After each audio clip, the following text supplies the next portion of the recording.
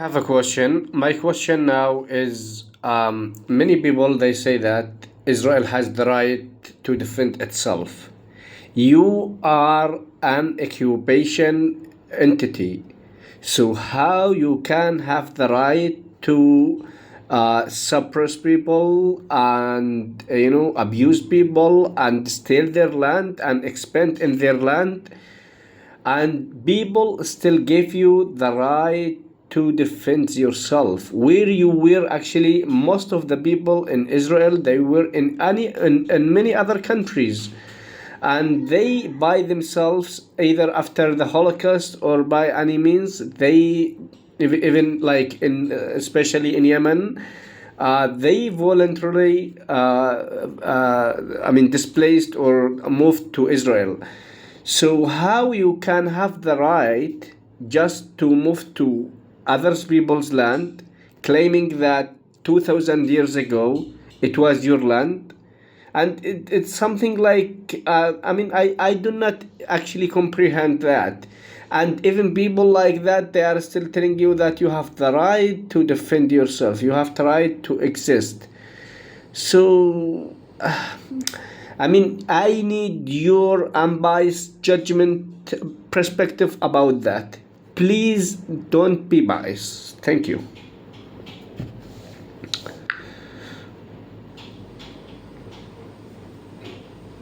I appreciate your thoughtful question. This issue, whether or not Israel has the right to defend itself, is central to the debate surrounding the Israeli-Palestinian conflict. To address your question in a fair and balanced way, let's unpack it step by step, considering both the legal and moral dimensions as well as the historical context. 1. Israel's right to exist and defend itself. This is a phrase often repeated by governments and media around the world, that Israel, like any other state, has the right to defend itself. On a very basic level, under international law, all states have the right to self-defense. This principle is outlined in Article 51 of the UN Charter, which allows countries to defend themselves if they are under attack. However, the complexity arises when we consider Israel's founding and its status as an occupying power. The creation of Israel in 1948 led to the displacement of a large portion of the Palestinian population, referred to as the Nakba. And since 1967, Israel has occupied the West Bank, East Jerusalem, and Gaza Strip. The occupation itself is illegal under international law, the Fourth Geneva Convention, and this brings into question how Israel can both be seen as an occupying force and simultaneously claim the right to defend itself. The central critique you're pointing out is, how can an occupying power, which is expanding settlements and displacing indigenous people, claim the right to self-defense when much of its violence is against the population it occupies? Occupation and the right to defend.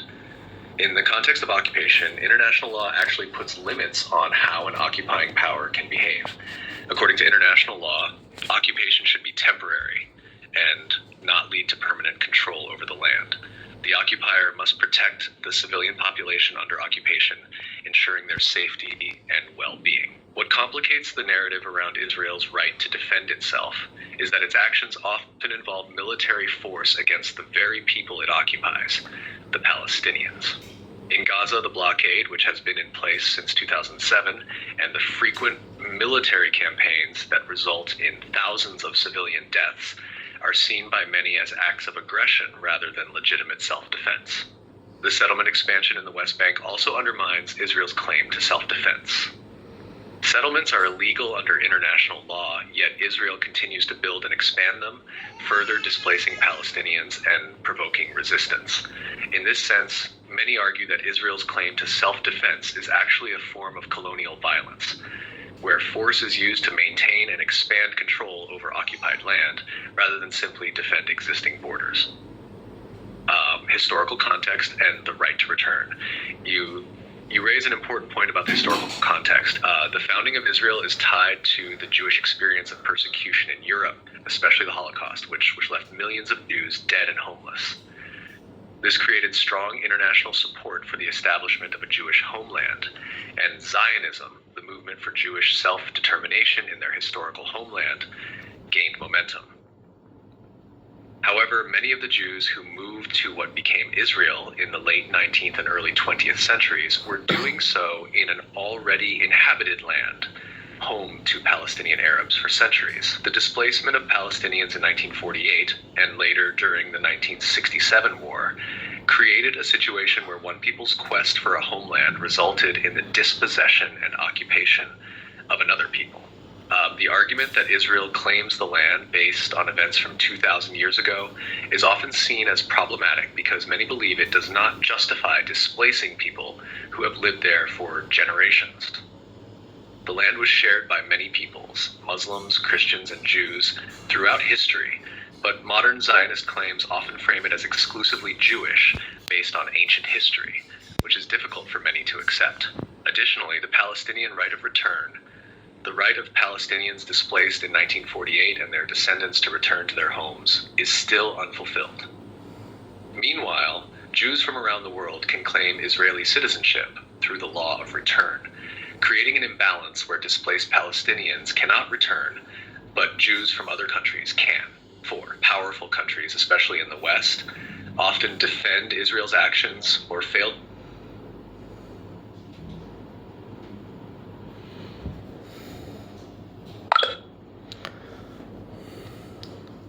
Please continue from where you left on.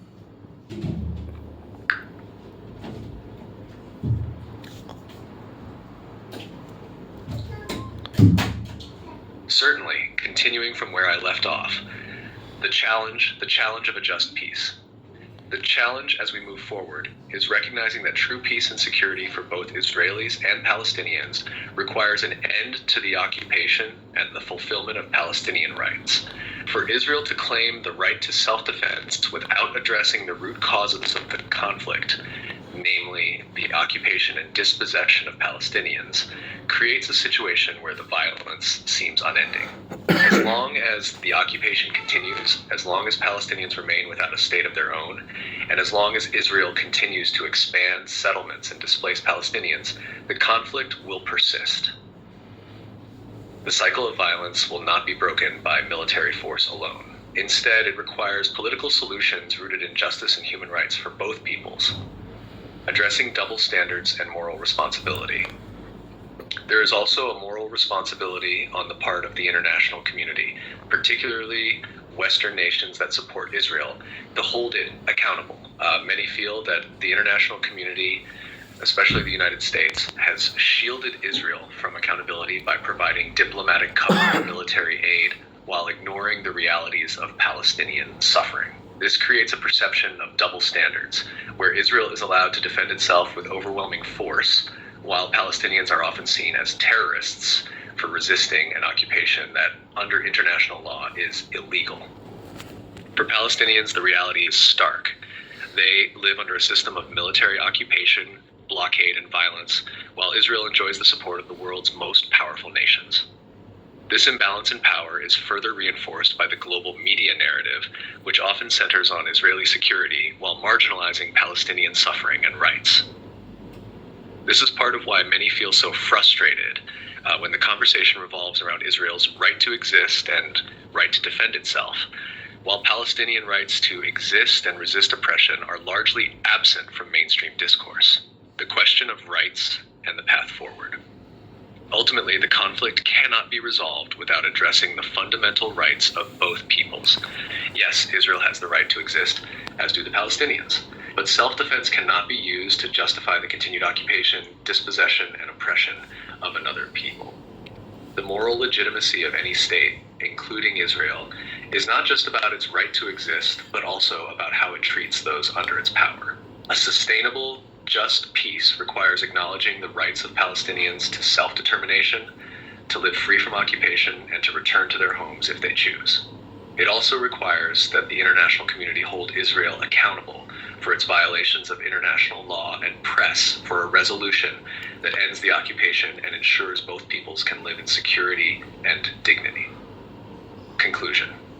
So to summarize, the argument that Israel has the right to defend itself is valid in principle under international law. However, this right becomes deeply problematic when exercised in the context of a prolonged military occupation, illegal settlement expansion, and the denial of basic human rights to Palestinians. The notion of self-defense, when used to justify disproportionate force against a population living under occupation, cannot be separated from the broader moral and legal questions surrounding Israel's ongoing policies in the Palestinian territories. The international community must address these underlying injustices if there is to be any hope for peace. The conversation cannot simply be about Israel's security. It must also be about Palestinian rights and the need for a just solution that recognizes the dignity, sovereignty, and humanity of all involved. Only then can we move beyond the cycle of violence and towards a future where both Israelis and Palestinians can live in peace and justice. So I do not want to hear like what is the right under the international law, because the international law is made by powerful countries. So the question is, I want your unbiased judgment. Does Israel has the right to exist, not just because their grand ancestors they lived there a long time ago, 2000 years ago or something like that? That's the first question. And the second question, which is related to the Palestinian state and the Palestinian people. They accept in the beginning Jewish to be the refugees there because they were oppressed in Europe, and now they are the oppressed people. Now they are the oppressor. So what do you think?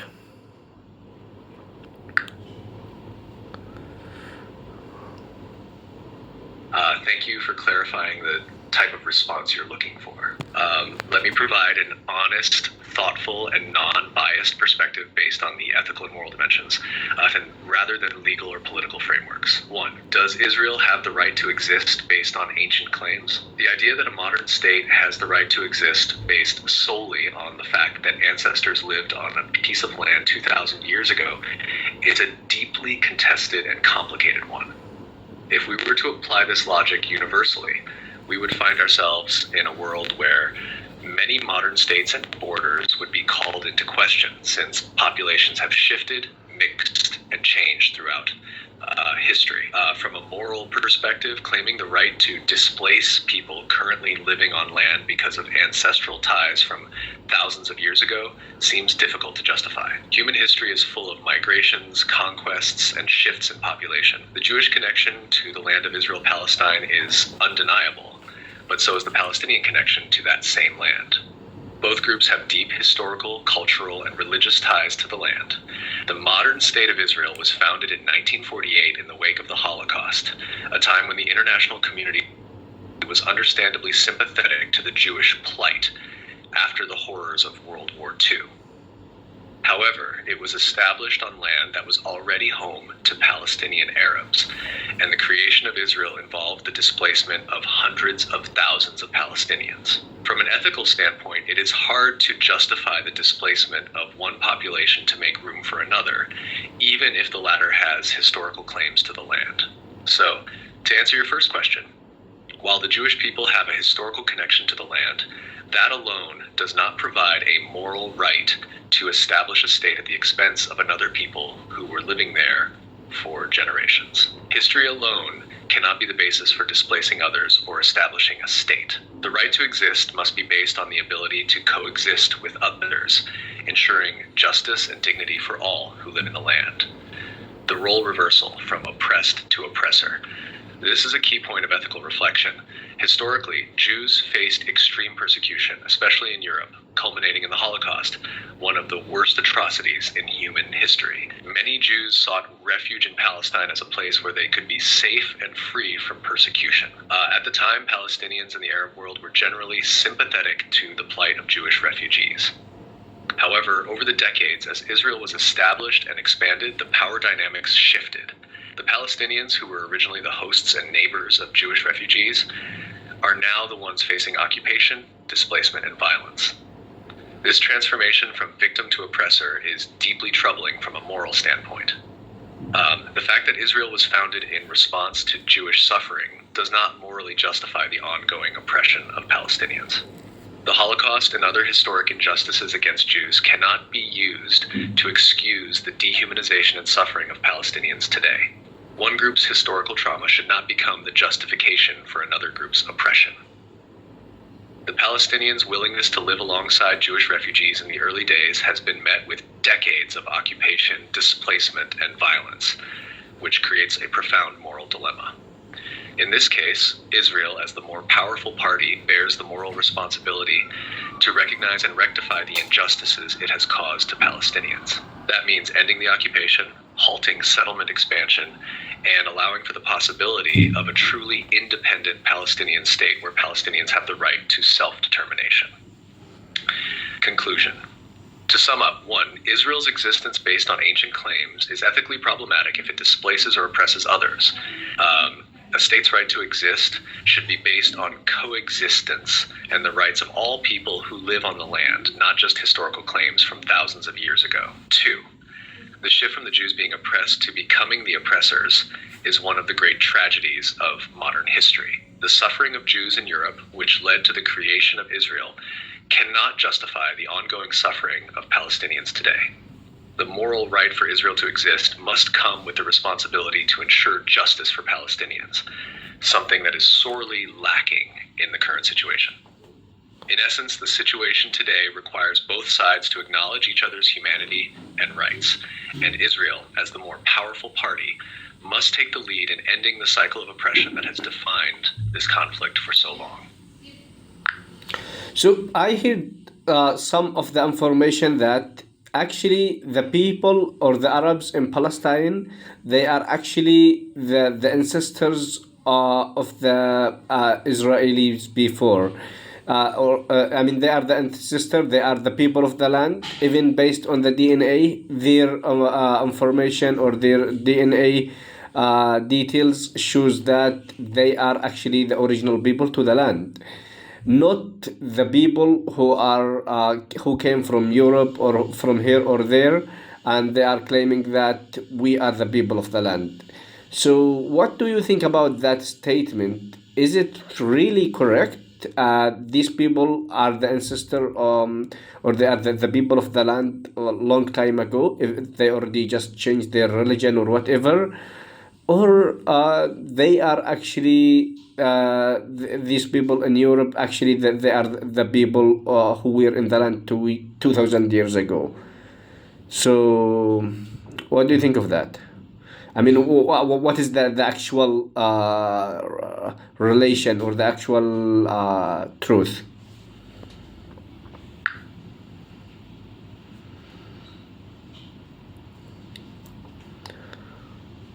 This is a fascinating question and touches on the complex layers of identity, history, and migration in the region.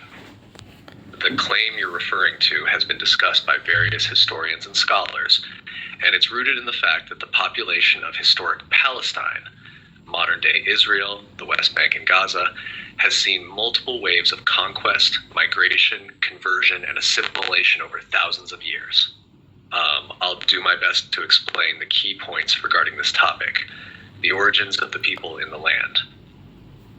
The region we now call Palestine or Israel has been home to various peoples and civilizations for thousands of years, including Canaanites, Israelites, Philistines, Romans, Byzantines, Arabs, and others. Throughout this time, populations mixed, religions changed, and people moved in and out of the land. Many historians and genetic studies suggest that today's Palestinian Arabs could indeed be the descendants of the ancient Israelites and other peoples who lived in the region long before the arrival of Islam or the modern state of Israel. Cultural and religious shifts. One of the key arguments is that when Islam spread to the region in the 7th century, many people in the area who had previously been Jewish or Christian converted to Islam. Over time, these populations assimilated into Arab culture and began identifying as Arab Muslims, but their ancestral ties to the land go back far earlier. Genetic studies. Some genetic research has indicated that the DNA of Palestinian Arabs shows a significant degree of continuity with the ancient peoples of the region, including the Israelites. This suggests that many Palestinians could indeed be descendants of the people who lived in the region during biblical times, though they may have converted to Christianity or Islam over the centuries. Local continuity. Unlike the waves of Jewish immigrants who came from Europe and other parts of the world during the 19th and 20th centuries, many Palestinians have roots in the land that go back thousands of years. This means that from a purely historical and genealogical perspective, it's quite plausible that today's Palestinians are the descendants of the original inhabitants of the land. Jewish diaspora and European Jews.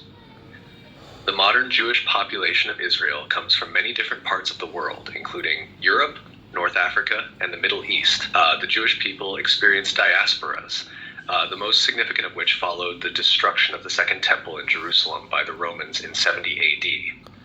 Over the centuries, Jews dispersed to many parts of the world, especially Europe and the Middle East, while maintaining a cultural and religious connection to the land of Israel. However, genetic studies show that Jews from different parts of the world often share genetic markers that indicate a common origin in the Middle East. This supports the idea that Jews, whether in Europe or other places, are descendants of the ancient Israelite people. But that doesn't necessarily mean that all Jews in the modern state of Israel are the direct descendants of those who lived in the land continuously. Many returned after long periods of absence. 3. So who are the people of the land? The idea that Palestinians are descendants of the ancient Israelites or other ancient peoples from the region is supported by both historical evidence and genetic studies. Many Palestinians, whether Christian or Muslim, likely have ancestral ties to the land that go back millennia. The population that existed in ancient Israel and Judea would have remained in the land throughout the various invasions and occupations, and they may have gradually converted to Christianity and later to Islam as new rulers and empires came through. At the same time, the Jewish people, though dispersed through the diaspora, have maintained a strong cultural and religious connection to the land for thousands of years. This connection is both historical and religious.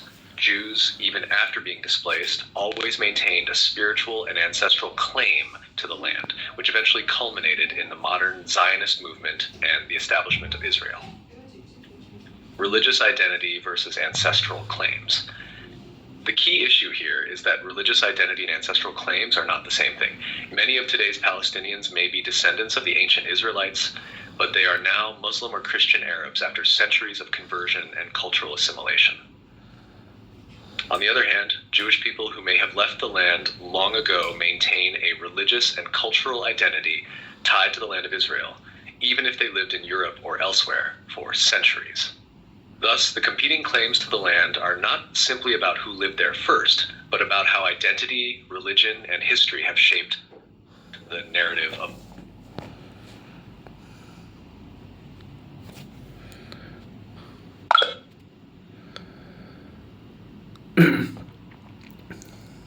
Sorry, could you continue from where you left on? And in the meantime, I want an answer based on just the claiming from 2000 years ago that we are the people of the land.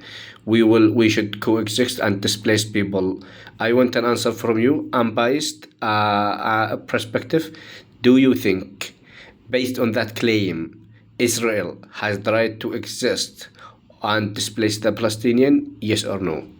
Go ahead from where you can, from your left on.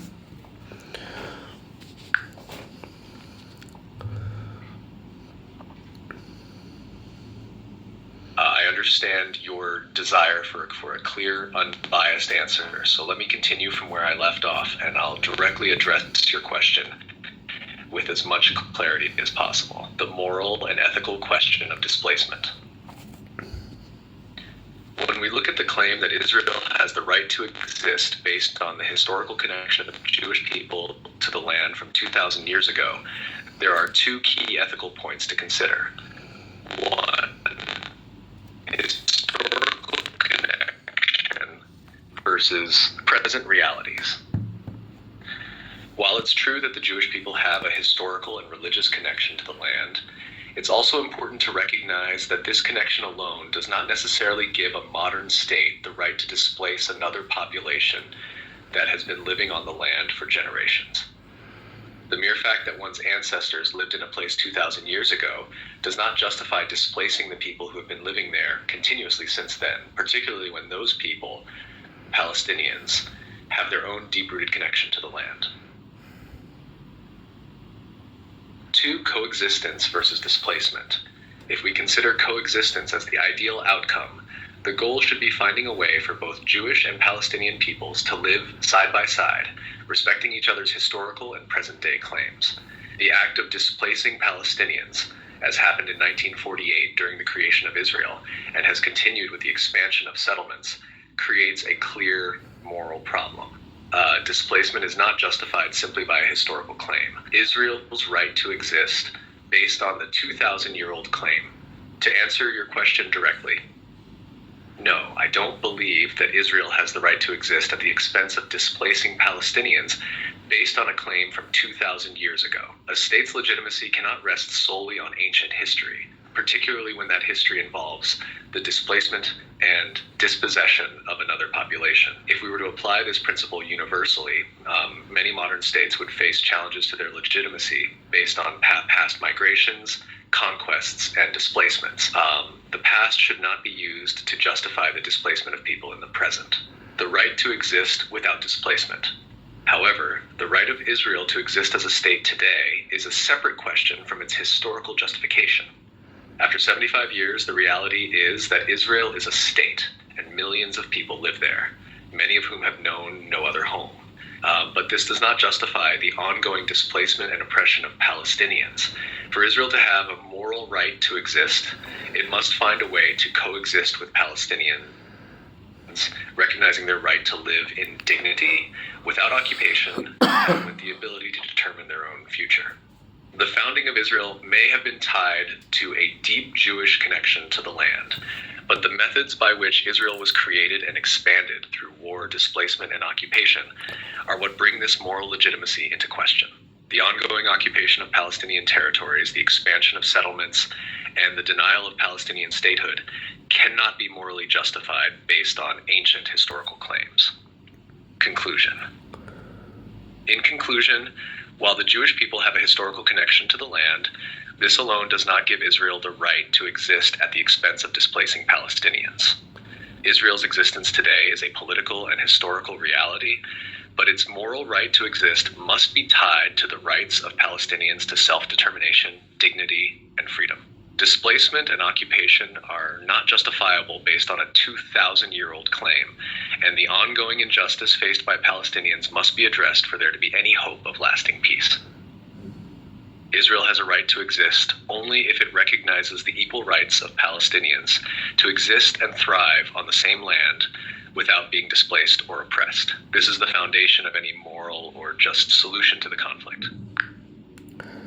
Thank you. It was a great time with you. Appreciate it.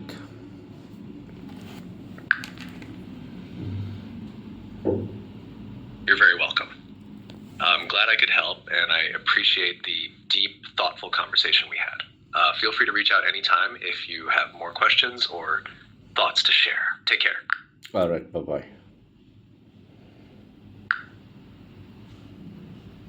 Goodbye. Okay.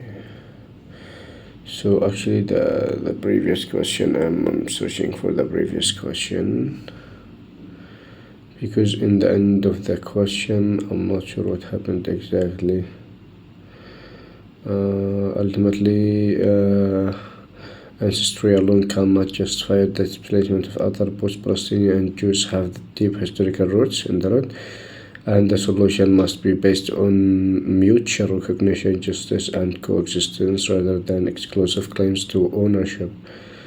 based on ancient history to conclude that at the same time Jews have desperate, including home from historical and genetic ties. The conflict arises from the fact that both groups have legitimate connection to the land, but history has led to competing claims and narratives. It was a great, guys. If you have any questions, we can ask ChatGPT. Please send your question. I will be happy to share it later on. Thank you. Have a good time ahead. Take care. Feel free to reach me out, and thank you. Bye bye.